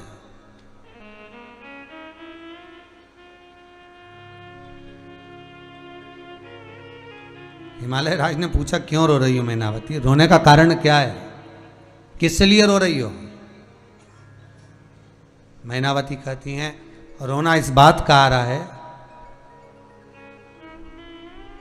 कि बेटी जिस घर में ब्याह कर कर गई है ना तो घर का ठिकाना है, ना बर्तन का ठिकाना है, ना भोजन का ठिकाना है, फिर बेटी वहाँ रहेगी कैसे। हिमालय राज अपनी मैनावती से कहते हैं इस ललाट पर जो लिखा है उसे कोई टाल नहीं सका। भोजन भजन ये सब परमात्मा जितना लिखकर भेजा है उतना तो मिलना ही है, मिलना ही है। क्यों दुख करना। जैसा दुख मैनावती को है कि होगा क्या। एक बार गंगा मैया की आंख में भी अश्रु थे, गंगा मैया की आंख में भी आंसू भरे हुए थे। तो भगवान विष्णु ने पूछ लिया गंगे, ए गंगा क्या बात है तुम्हारी आंखों में जल भरा हुआ है, तुम रो रही हो। गंगा जी कहती है मेरे रोने का केवल एक कारण है, क्या कि मेरे जल में पुण्य आत्मा भी आती है और पापी आत्मा भी आती है। पुण्य आत्मा भी मेरे जल में आ रही है और पापी आत्मा भी मेरे जल में आ रही है। बस दुख एक बात का है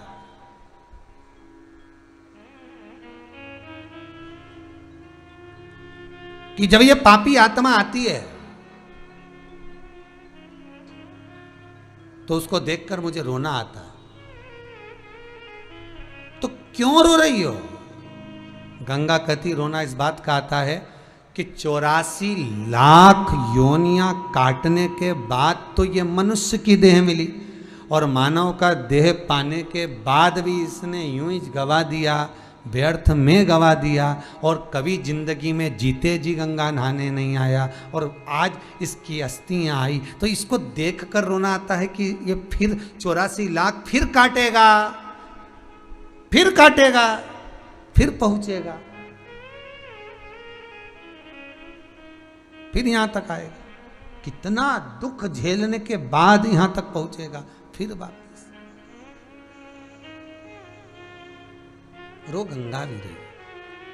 पार्वती मैया नंदी पर चढ़कर जब कैलाश में पहुंची हैं, सुंदर शिव महापुराण का चरित्र कहता है जैसे ही नंदी पर सवार हो माता जगदम्बा जैसी कैलाश पर पहुंची, कैलाश की जिस गुफा में शिव जी रहते थे उसमें जो प्रवेश करा है, क्या देखती हैं माता पार्वती कि ऐसा कोई सामान नहीं था जो उस गुफा के अंदर नहीं रखा होगा। सब कुछ है,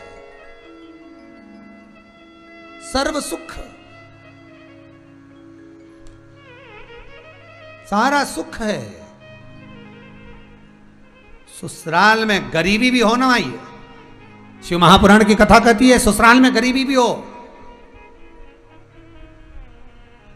दूसरों से जाकर मांग लेना, पर अपनों से जाकर मत मांगना। बहुत कठिन, बहुत कठोर शब्द हैं महाराज। दूसरा व्यक्ति आपका धन खाकर भग जाएगा तो तुम उसका बाल बांका नहीं कर सकते। कर सकते हो क्या? अरे बोलो तो सही नहीं। कहीं कहीं बैंक में तुमने पैसा जमा करा, ना जाने 500 रुपये 50 रुपये जमा करती ना माताएं, इकट्ठा करती, और किसी एक जगह पर जमा करो, बैंक ही भग गई तो तुम कुछ कर सकोगे? अरे बोलो तो जम के नहीं।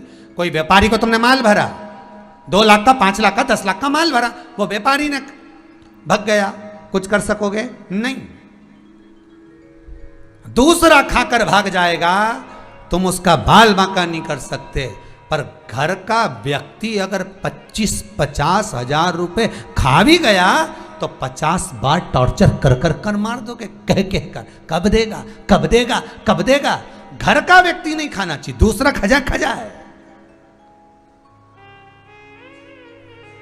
और शिव महापुराण क्या कहती है? सबसे पहले अगर कुछ देना है, तुम्हारे पास में धन बहुत है, संपदा बहुत है, सत्ता बहुत है, तो सबसे पहले देना तो शिव पुराण कहती है कि अपना परिवार में उस व्यक्ति को ढूंढो जिसके घर में गरीबी हो, उसके बच्चे का पढ़ाई का खर्चा नहीं उठ रहा, उसके घर में शादी ब्याह का खर्चा नहीं उठ रहा, उसके घर में कुछ दुख तकलीफ बीमारियां चल रही हो। सबसे पहले उस अपने परिवार के उस व्यक्ति को ढूंढो जिसको जरूरत है, पहले उसको दो। उसके जरूरत नहीं है, फिर अपने परिवार में, कुटुंब में देखो। परिवार कुटुंब में किसी को जरूरत नहीं है तो फिर मोहल्ले में देखो, मोहल्ले में किसी को जरूरत नहीं है तो फिर कॉलोनी में देखो, कॉलोनी में जरूरत नहीं है तो फिर अपने क्षेत्र में देखो, क्षेत्र में नहीं है जरूरत किसी को तो फिर अपने शहर में देखो, शहर में किसी को जरूरत नहीं है तो फिर दूसरे शहर में देखो। दान पुण्य आदि आदि जो आपको करना है पहले वहां देखो, जिसको जरूरत है वहां देने का प्रयास करो। घर में माँ एक साड़ी पे रोज हर दिवाली पे एक साड़ी पे पूजन कर ले, और तुम नवरात्रि में बिजासन माता के चुंदड़ी चढ़ाई जाएगी 101 फीट की, यहाँ से लेके वहाँ तक सब चुंदड़ी के पकड़ के चल रही भाइयों ने, सब सिर पे पल्लू लेने चुंदड़ी पकड़े पकड़े जा रही। सब भाई लोग भी माता रानी की जय, जगदम्बा की जय, दुर्गा भवानी की जय। जितने पुरुष जा रहे हाथ में चुंदड़ी पकड़कर, माताएं जा रही चुंदड़ी पकड़कर। इनसे पूछो कि देवी जी के तो तुमने 100 फीट की चुंदड़ी चढ़ा दी, 51 फीट की चढ़ा दी, घर में जो बूढ़ी माँ बैठी है उसको कितनी चुंदड़ी चढ़ाई ईमानदारी से बताना। अगर वो प्रसन्न नहीं तो जगदम्बा कभी प्रसन्न नहीं हो सकती, ये याद रखना। वो प्रसन्न नहीं तो वो कैसे प्रसन्न हो जाएगी साहब? 100 फीट की चुंदड़ी चढ़ाई, हमारा फोटो खींच ले, सेल्फी चले चले जा।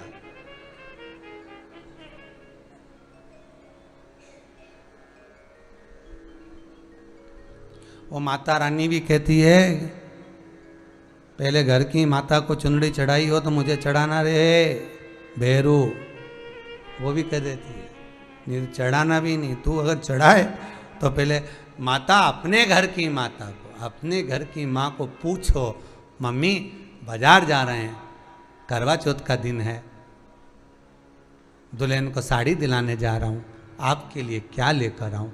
केवल एक होती है घर में माँ, बेटा अपनी फरमाइश कह देगा, भाई अपनी फरमाइश कह देगा, बहन अपनी फरमाइश कह देगी। केवल घर की एक माँ हमेशा एक ही बात कहती है, मेरे पास बहुत साड़ी रखी हैं तो लेकर मत आना, मेरे पास बहुत सारा सामान रखा है, लाना मत, यहाँ ढेर लगा के क्या करूँगी, अलमारी भरा रही, मेरे पास तो कुछ रखने की जगह नहीं, क्या करूँगी, लाना मत ही। पर पत्नी के मुंडा से कभी ये निकला, पत्नी के मुख से कभी ये शब्द निकला कि अलमारी भरा रही है, नहीं जाऊं करवा चौथ पे साड़ी लेने, नहीं लेके आऊं, और एक बार मत दिलाओ, फिर चलनी में मुंडा देख के बताओ, तो मत दिलाओ एक बार की साड़ी।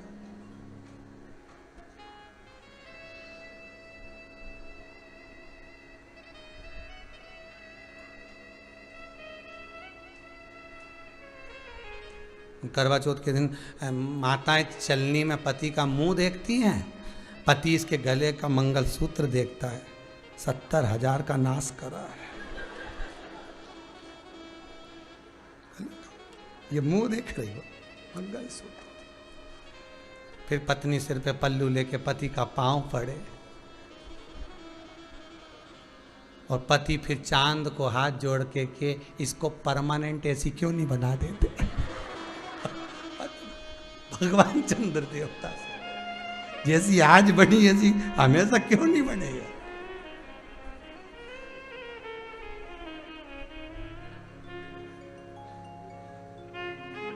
वो भगवान है।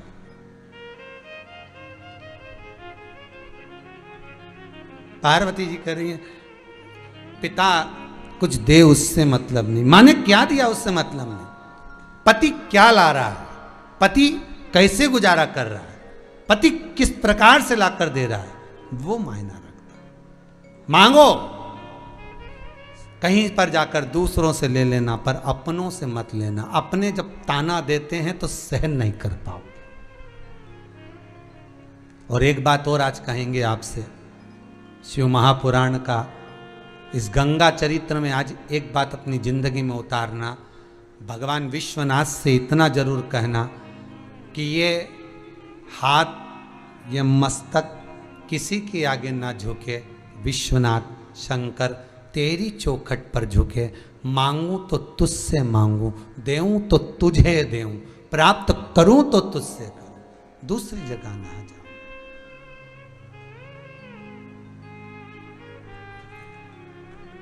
हम अगर दूसरी जगह जाएंगे, कई कई माताएं यहां पर आकर बोल के जाती हैं हम कुबेरेश्वर धाम आए हैं, आओ, हमें इतना बड़ा कष्ट है, आओ, और यहां से काम नहीं होगा और हम फिर कहीं दूसरी जगह जाएं तो क्या मतलब का। तो हमने कहा विश्वास लेके आए हो ना, हाँ, अगर विश्वास लेके आए हो तो बस विश्वास लेकर जाओ कि 3 महीने में बाबा वापस बुलाएगा, ये पक्का रख, 3 महीने में अटैची तैयार रख कि मुझे वापस जाना है। तू तो विश्वास रख कर आई है, और जब विश्वास रख कर आई है तो फिर कहा तैयारी रख, साड़ी निकाल कर पलंग पेटी पे गद्दे के नीचे जमा के रख कि जैसे ही 3 महीना हो मुझे विश्वास है कि काम होगा, मेरा शंभू, मेरा कुबेर भंडारी सुनेगा। बस वो विश्वास रख कर गई तो विश्वास रख के यहां से जा, बाकी के वो सब निपटेगा। पकड़ लो हाथ त्रिपुरारी, नहीं तो डूब जाऊंगी, हमारा कुछ ना बिगड़ेगा, तुम्हारी शान जाए। हमारा क्या बिगड़ना है? लोग क्या कहेंगे? शिव महापुराण में सुना था, इतना इतना चरित्र सुना था, ऐसी ऐसी कथा सुनी थी, इतना विश्वास जाग गया था शंकर जी पे, और शंकर जी हमारी नहीं सुना। तो लोग क्या कहेंगे? दिन भर टीवी खोल के 2 बजे से 5 बजे तक कथा देखे, दिन भर टीवी खोल के बैठी रहे, क्या करा शंकर जी ने? तो लोग क्या कहेंगे? तो इसमें नाम किसका बदनाम होगा? शिव शंकर का। तो शिव जी कहेंगे बदनाम नहीं होने दूंगा, तो चिंता मत कर। क्यों चिंता करो?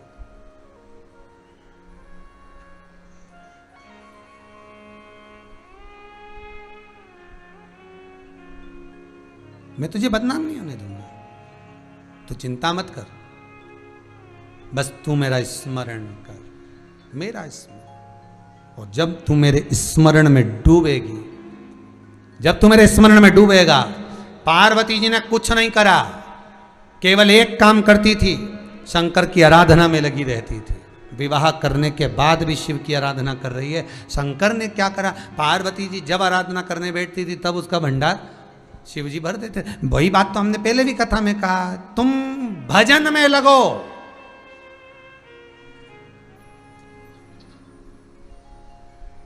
तुम भजन की चिंता करो। भोजन की चिंता तो वो देव करेगा, महादेव। तुम कथा में लगो, रसोई घर में वो लगेगा। तुम सत्संग में लगो, संसार में वो लगेगा।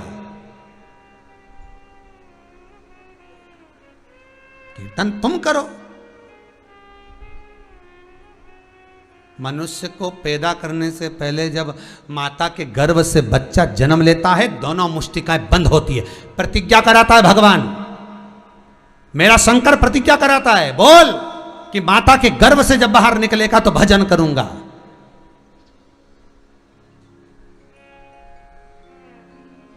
इस संसार में जितने पैदा हुए हो ना, सब ठेकेदार हो। पैदा होते समय भगवान ने ठेका दिया था केवल काय का, भजन का, कि भजन का ठेका तुझे देकर भेजा, भजन करना है, इसके सिवा कुछ मत करना, बस भजन कर।